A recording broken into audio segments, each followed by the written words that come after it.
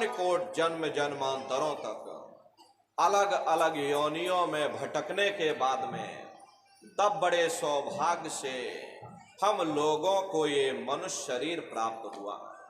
लेकिन बड़े अफसोस की बात है कि जैसे किसी को हीरा मिल गया, उसे हीरे की परख नहीं, उसने हीरे को गधे के गले में बांध दिया। ठीक उसी प्रकार से ये मनुष्य शरीर उत्तम से उत्तम है, लेकिन इंसान इसकी कद्र नहीं करता।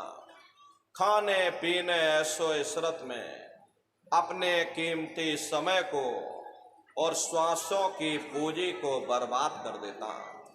महात्मा प्रेम से जीवों को समझाते हैं कि भाई बड़े सौभाग्य से हम लोगों को ये मनुष्य शरीर मिला है।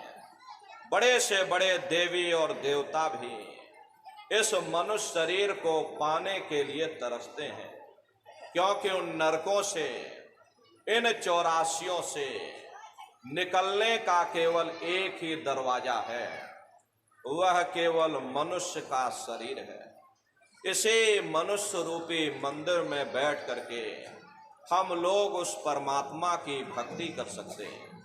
इसीलिए संतों महात्माओं ने इस पंच भौतिक शरीर को सच्चा हरि मंदिर कहकर याद किया कि हरि मंदिर यह शरीर है और ज्ञान रतन प्रकट होए, ये असली हरि मंदिर है। जब भी वो परमात्मा मिलेगा, इसे हरि मंदिर के अंदर मिलेगा। इसे पंच भौतिक शरीर को ईसा मसीह साहब ने टेम्पल ऑफ लिविंग गॉड यानी जिंदा ईश्वर का मंदिर कहा। इसे पंच भौतिक शरीर को मुसलमान फकीरों ने कुदरती काबा कहकर याद किया। इसे पंच भौतिक शरीर को गुरु नानक साहब ने नर नारायणी देह कहकर याद किया। ये वो देह है जिसमें नारायण स्वयं विराजमान है। अरे वो नारायण जब भी मिलेंगे तुम्हें तुम्हारे अंदर मिलेंगे। यही कबीर साहब ने लिखा है कि जो तिल माही तेल है, जो चकमक में आग, और तेरा साईं तुझ में जाग सके तो जाग।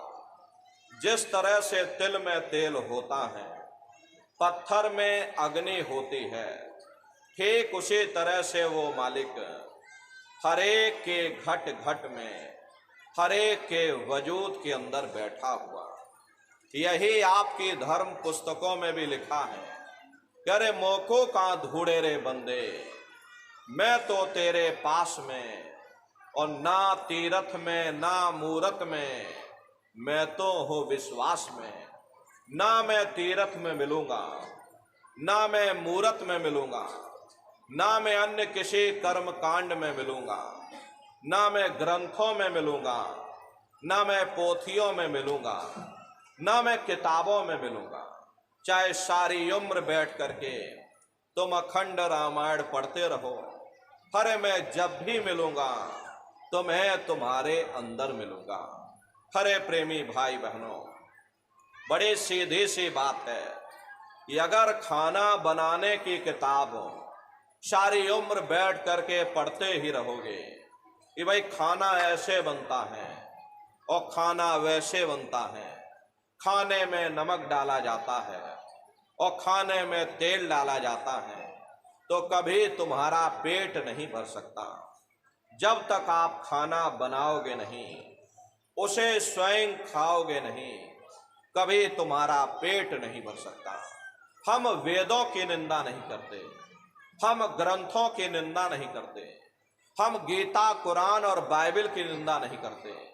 हरे वेद शास्त्र गीता कुरान और बाइबल कहती हैं कि भाई मनुष्य के अंदर अंड खंड ब्रह्मांड है, स्वयं वो परमात्मा तुम्हारे अंदर बैठा हुआ। चलो अंदर चलो, अंदर चल करके उस परमात्मा का दर्शन दीदार करो। अब सवाल ये उठता है भाई आखिर हम अपने अंदर जा करके उस परमात्मा का दर्शन कैसे करेंगे? तो इसके लिए संतों महात्माओं ने केवल 3 साधन बताए। साधन 3 सारे उनवरने और साधन सब थोथे मान। इस कलयुग में उस मालिक को प्राप्त करने के लिए केवल 3 साधना बताई। पहला है सुमरन, दूसरा है ध्यान और तीसरा है भजन। सुमरन कहते हैं मालिक को याद करना, ध्यान कहते हैं दृष्टि को एकाग्र करना, और भजन कहते हैं कान में उंगली डाल करके उस शब्द को सुनना, उस नाम को सुनना, उस देववाणी आकाशवाणी को सुनना जो 24 घंटे तुम्हारे अंदर गूंज रही है। प्रेमी भाई बहनों, ये सुरत शब्द नाम योग की साधना है। संतों का जो इतिहास रहा, संतों के इतिहास में सबसे पहले कबीर साहब आए जिन्होंने सुरत शब्द नाम योग की साधना जारी की। उसके बाद गुरु नानक साहब आए। गुरु नानक साहब ने भी सुरत शब्द नाम योग की साधना जारी की। उसके बाद और भी महात्मा आए, कबीर, नानक, दादू दरिया, भीखा रविदास जी महाराज, पलटू साहब जी महाराज, चित्रकूट में आप चले जाइए, गोस्वामी जी महाराज जिन्होंने रामचरित्र मानस बनाई, उन्होंने भी सुरत शब्द नाम योग की साधना जारी की। आपके राजस्थान की धरती पर देखो मीराबाई हुई, सहजोबाई हुई, उन्होंने भी उस मालिक को पाया तो सुरत शब्द नाम योग की साधना करके पाया। प्रेमी भाई बहनों, ये सुरत शब्द नाम योग की साधना है। इस साधना की 3 क्रियाएं हैं, सुमरन, ध्यान और भजन। तो कैसे आप लोग सुमरन करोगे, कैसे आप लोग ध्यान करोगे और कैसे आप लोग भजन करोगे, जरा बैठ करके अच्छी तरह से आप लोग समझिएगा और फिर घर पर जा करके करिएगा। तो सबसे पहले सुमरन कैसे किया जाएगा? सुमरन करने के लिए एक माला आप लोग ले लेना। ये देखिए प्रेमी भाई बहनों, 108 दाने की ये माला है।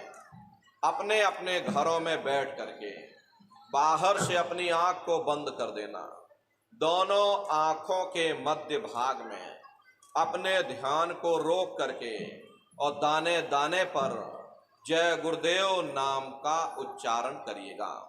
हर दाने पर जय गुरुदेव नाम, हर दाने पर जय गुरुदेव नाम, जय गुरुदेव जय गुरुदेव जय गुरुदेव, कुल 108 बार करिएगा।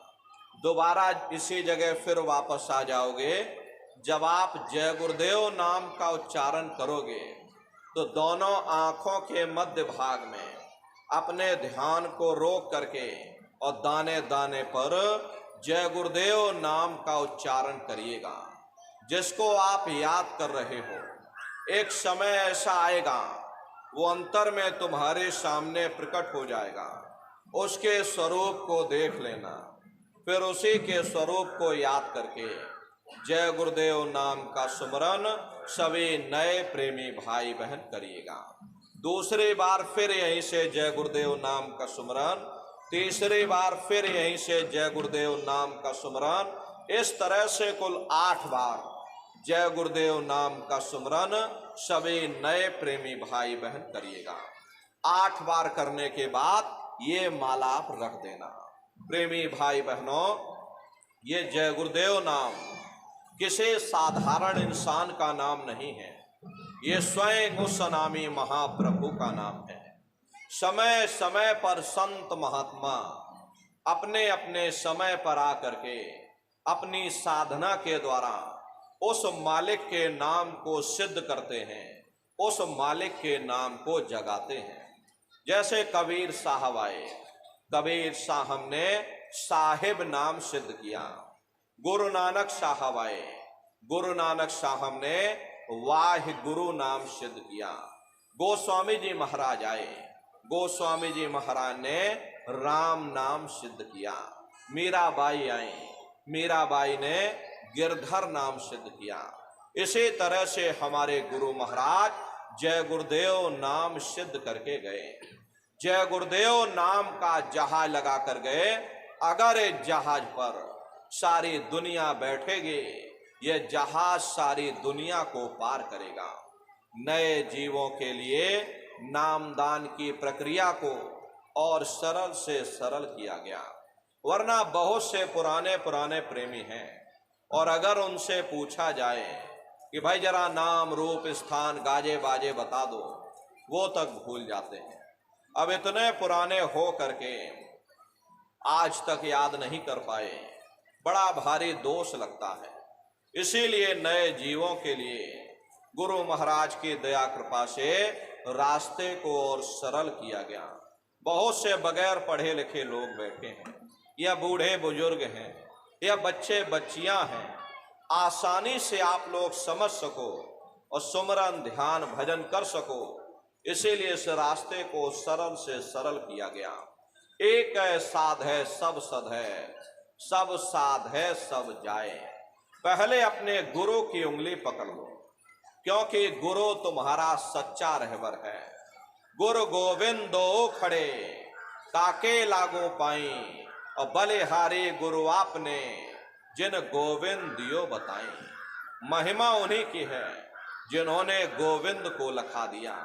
गुरु बिन भाव निज तरे न कोई, गुरु के बगैर कोई भी जीवात्मा इस भवसागर से पार नहीं जा सकती।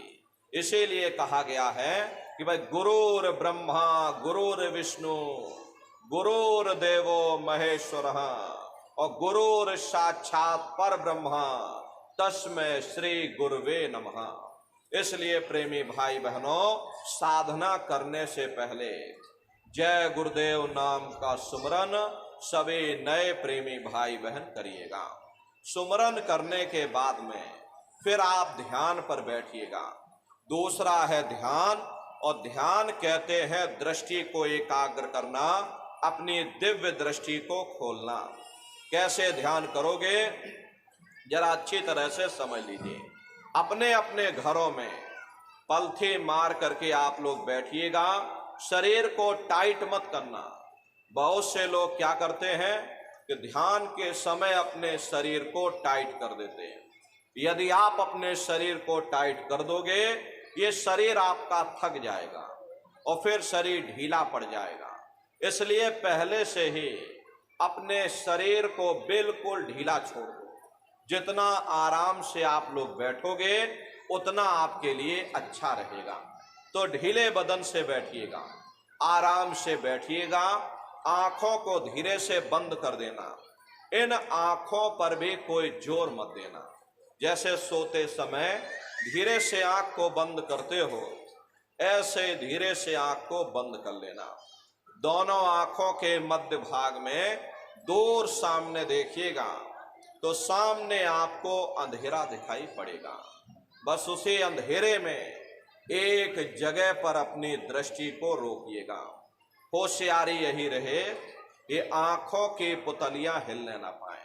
शुरुआती समय में ये आंखों की पुतलियां अंदर अंदर हिलेंगी, लेकिन जब आप अभ्यास करोगे, करत करत अभ्यास ते जड़मत होत सुजान, जब अभ्यास करते रहोगे तो आंखों की पुतलियां हिलना बंद हो जाएंगी। तो दूर सामने अंधेरे में एक जगह पर अपनी दृष्टि को रोकिएगा, या उस अंधेरे को ही आप देखते रहना। दृष्टि अपने आप एकाग्र हो जाएगी। उस समय किसी के बारे में सोचना नहीं, किसी के बारे में विचार मत करिएगा। शरीर को बिल्कुल हिलाना डुलाना नहीं। शून्य हो करके बस सामने अंधेरे को देखते रहो। जितना देर आपसे बन सके आप उस अंधेरे को देखते रहिएगा। देखते देखते देखते देखते आपकी दृष्टि अंधेरे में एकाग्र हो जाएगी, और जैसे ही आपकी दृष्टि उस अंधेरे में एकाग्र होगी तो सुई की नोक के बराबर काले में भी काला बिंदु, बड़ा चमकीला बिंदु होगा, तारे की तरह चमचम चमचम चमकेगा, वो सामने आपको दिखाई पड़ जाएगा। जब वो चमकदार बिंदु सामने दिखाई पड़ जाए तब आप अपनी दृष्टि को उस बिंदु पर एकाग्र करिएगा। जब आप अपनी दृष्टि बिंदु पर एकाग्र करोगे तो बिंदु के चारों तरफ से बड़ा भारी प्रकाश निकलेगा, चक्र की तरह से बहुरंगी प्रकाश होगा। वो प्रकाश धीरे धीरे बड़ा होता चला जाएगा। साधक इतना मोहित हो जाता है कि बिंदु को तो छोड़ देता है और दाएं बाएं प्रकाश को देखने लग जाता है। जब आप दाएं बाएं प्रकाश को देखने में लग जाओगे, क्योंकि प्रकाश उस बिंदु से निकल रहा और आपने बिंदु को छोड़ दिया, प्रकाश को देखने में लग गए, तो प्रकाश भी गायब हो जाएगा, वो बिंदु भी गायब हो जाएगा। फिर अंतर में अंधेरा छा जाएगा, फिर आपको उतनी मेहनत करनी पड़ेगी। इसलिए दाएं बाएं बिल्कुल मत देखिएगा। आपका निशाना उस बिंदु पर टिका रहे जिसमें से वो प्रकाश निकल रहा।